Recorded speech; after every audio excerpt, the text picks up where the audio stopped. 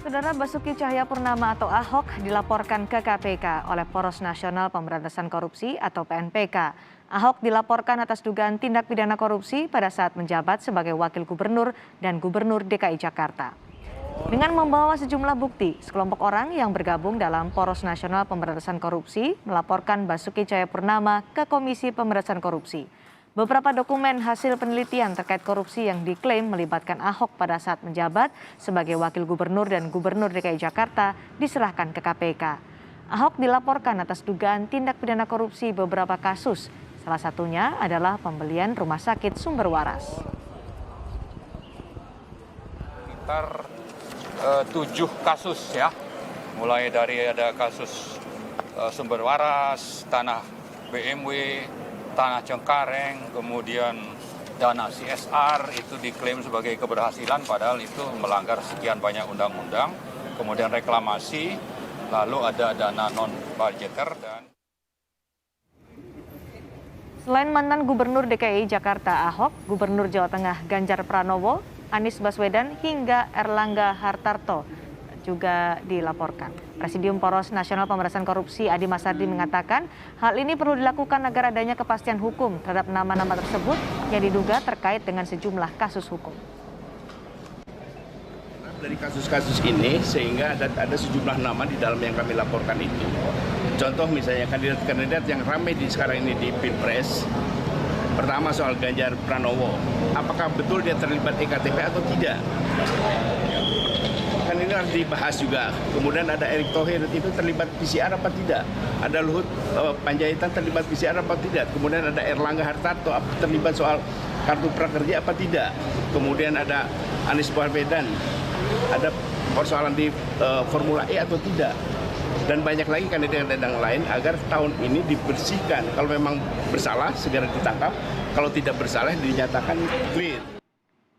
Kami akan kembali bergabung dengan jurnalis Kompas TV, Dian Silitonga di Gedung KPK Jakarta. Dian, hari ini ada mantan Gubernur DKI Jakarta Basuki Cahayapurnama dan Gubernur Jawa Tengah Ganjar Pranowo yang dilaporkan ke KPK. Kasus apa saja sebenarnya yang dilaporkan untuk Ahok dan Ganjar ini? Ya, Cindy, yang pertama untuk mantan Gubernur DKI Jakarta Basuki Cahayapurnama ada 7 kasus yang dilaporkan.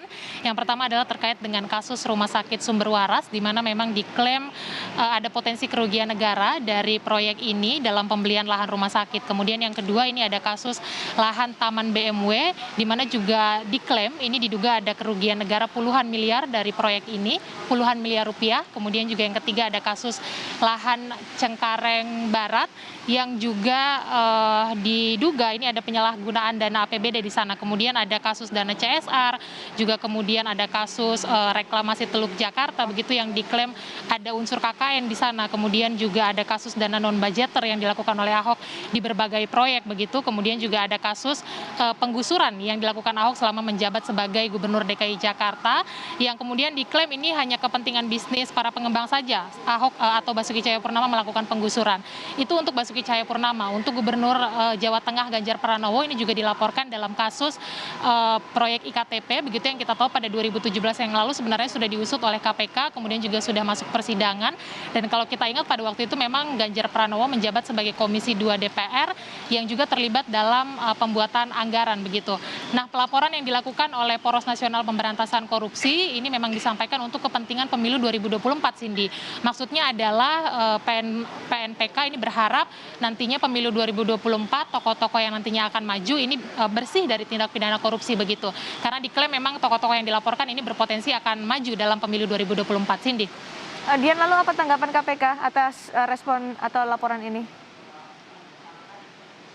Ya, KPK memang sudah menerima laporan ini, tepatnya diterima oleh bagian persuratan KPK.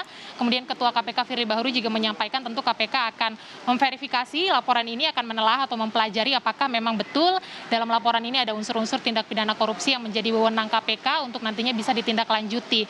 Tetapi sebelum dilakukan penindakan, tentunya KPK harus lebih dulu Cindy memperoleh 2 alat bukti yang cukup, begitu, untuk bisa melakukan penindakan sesuai dengan hukum yang berlaku. Jadi kita tunggu nanti bagaimana prosesnya, Cindy. Baik, terima kasih Dian Silitonga melaporkan langsung dari KPK.